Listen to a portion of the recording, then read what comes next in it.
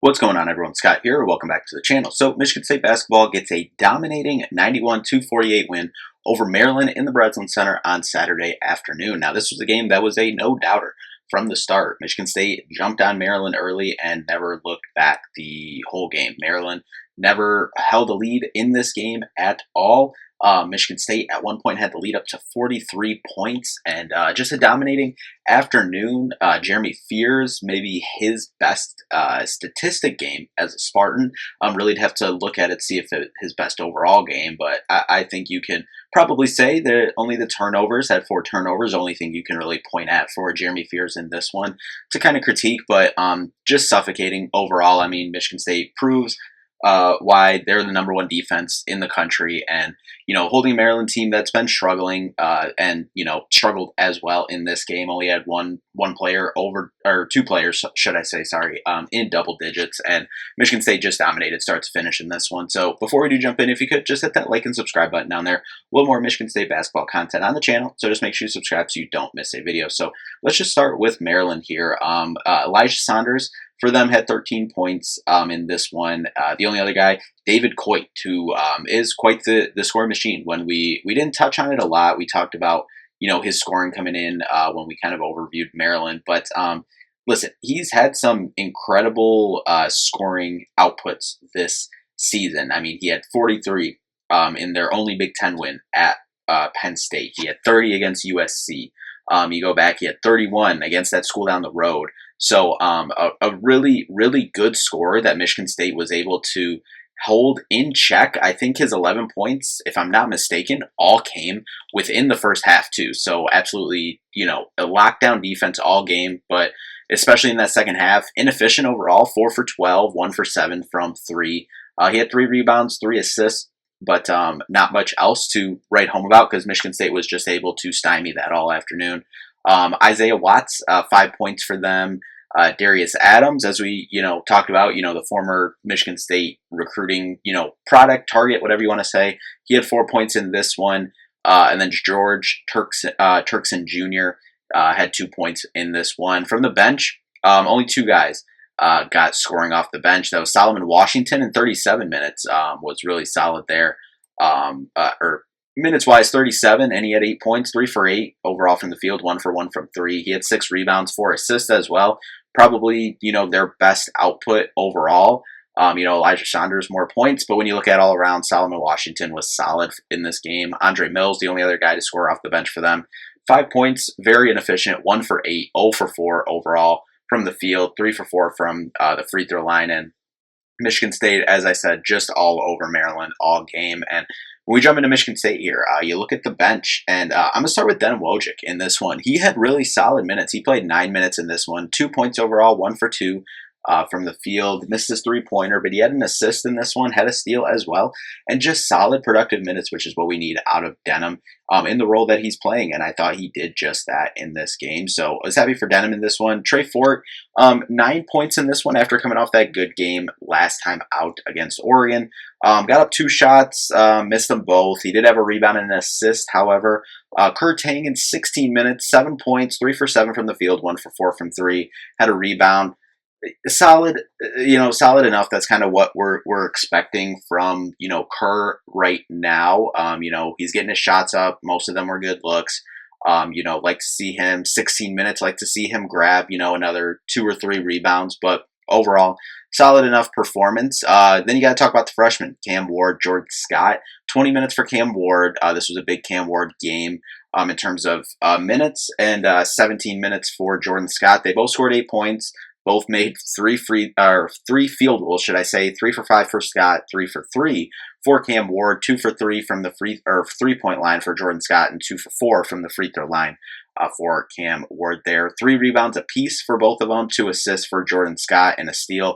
Thought this was probably one of, if not, a top 2 or 3 game for Jordan Scott overall. Was really solid overall, and Jesse McCullough, 9 minutes in this one. He had 3 points, 1 for 3, all of them threes, was able to get one to go. Only 1 rebound. Like I said, when you kind of look at it, just based off minute distribution, 9 minutes would like to see him grab, kind of again, like 2, 3 more rebounds. But, overall, Michigan State's bench in this one, solid enough. But when you look at their starters, 4 of their 5 starters in double digits. And, we'll start with Divine Ugochukwu, only one that wasn't in double digits, but, just solid for them overall. I mean, 21 minutes, 7 points, 2 for 2 from the field, 1 for 1 from the 3-point line, 2 for 3 from the free throw line. Only really marked there because then you got 3 rebounds, 2 assists, 0 turnovers in this one. Solid, exactly what you want from Divine. And, just kind of continuing to settle into that 2 role. I've voiced my opinion pretty much every video about, wanting Kurt Tang or Jordan Scott to jump back into that 2 spot. But, it's fine, and I think we are starting to see more of, Kurt Tang or more of the other 2 guard lineups. But I also think, too, now that we're playing with this more, it's getting more, getting more okay with this kind of being the lineup that we're rolling with. I said I was fine with this lineup at the end of the game, but I thought, for a while that the offense, particularly the half-court offense, was getting kind of stagnant. But over the last, couple weeks here, I've thought the half-court offense has really taken a step. And I think that correlates to Jeremy Fear's kind of scoring ascension over the last 2 or 3 weeks here. We'll keep moving here in the starting lineup. Jackson Kohler got back on track a little bit in this one, was more efficient with his shots. 23 minutes, 11 points in this one, 5 for 7 from the field, 1 for 2 from 3, 8 rebounds as well, only turned it over once, the splits, 4 offensive rebounds, 4 defensive rebounds. Really good bounce back game from Jackson Kohler.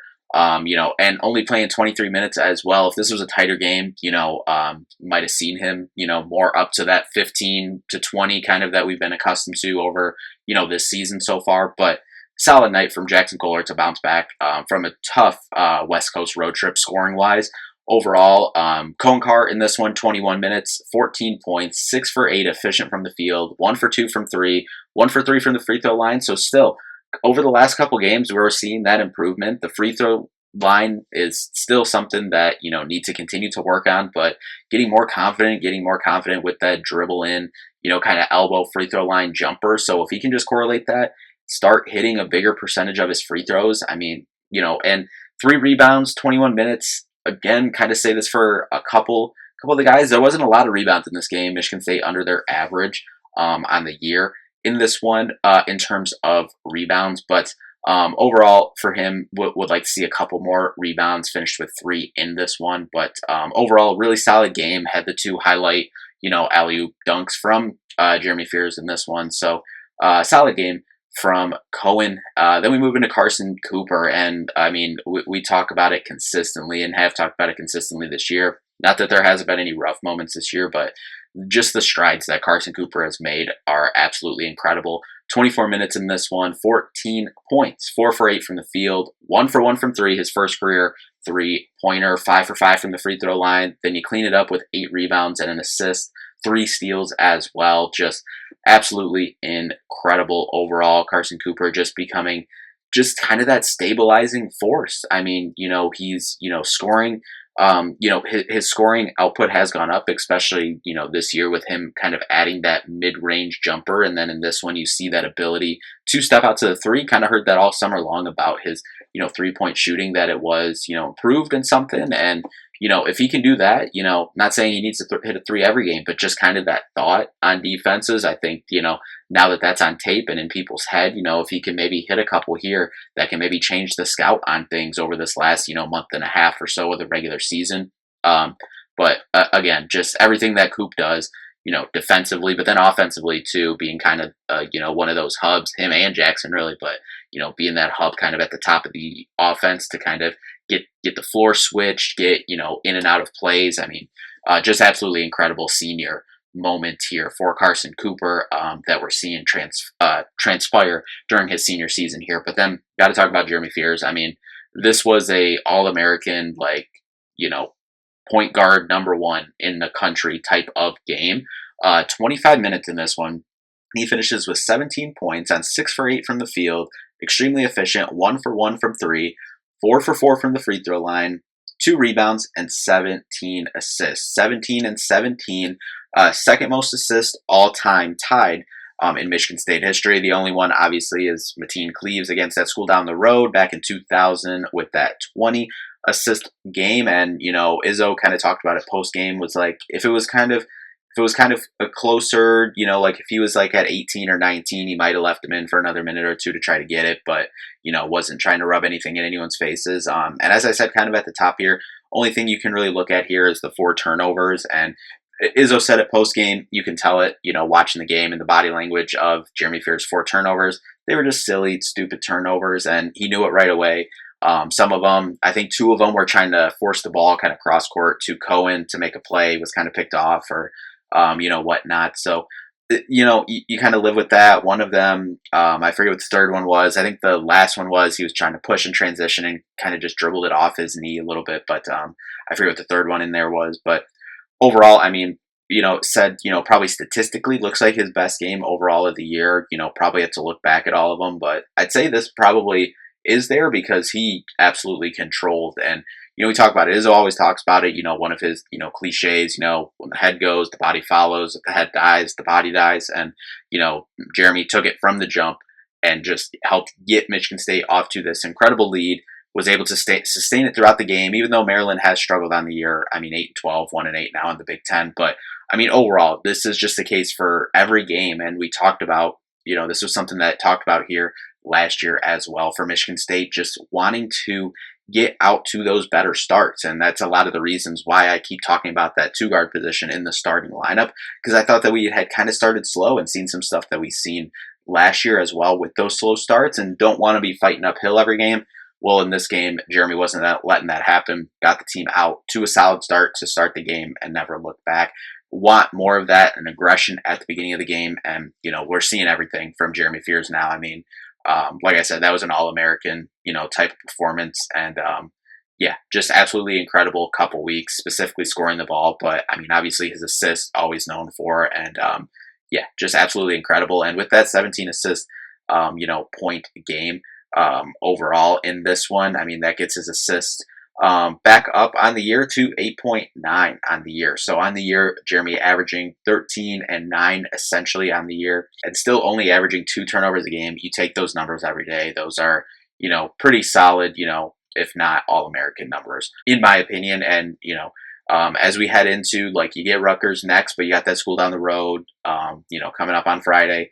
You got Illinois at home next Saturday. You got some other tough games. You got Purdue, Wisconsin, school down the road. You have this Friday, but then you have again at the end of the season. So there's a lot of tough basketball left to play in this game, but absolutely love the ascension that Jeremy has even taken from where he was at, which he started the year good, but even kind of just over these last 2 or 3 weeks, the ascension that he's made has been absolutely incredible and helped carry Michigan State to kind of even a higher, higher threshold than they were even just a month ago. But we'll just get into some team stats here, wrap things up. I mean, 33% overall from the field for Maryland, 61% from Michigan State, 6 for 26 for 23% from Maryland from 3, 9 for 19, 47% from Michigan State, 6 for 11, 55%, and Michigan State 14 for 19 for 74% from the free throw line.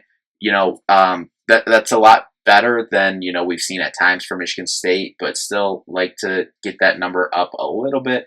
Their rebounds, Michigan State wins it 35-24. Both teams have 9 offensive rebounds, but the defensive glass, Michigan State wins it 15-26.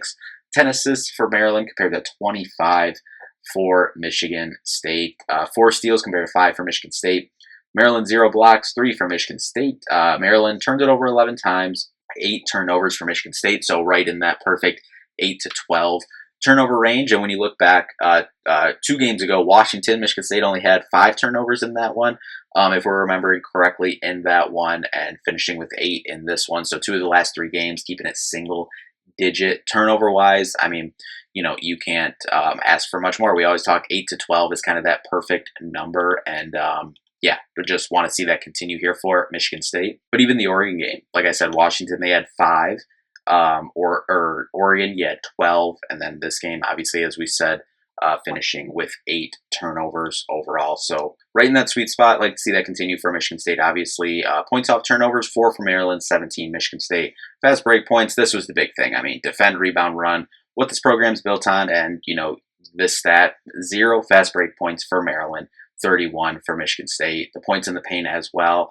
Pounding the paint, 16 for Maryland, 38 for Michigan State overall. As we said as well, Michigan State Never trailed in this game. Maryland never had the lead in this game. Michigan State got the lead up to 43 at one point in this one. And when you look at Bart Torvik in this one, after this game, Michigan State has taken quite the jump in this one and up to number 5 overall. And that was a 100 score on Bart Torvik overall. I believe that's their third 100 score of the season.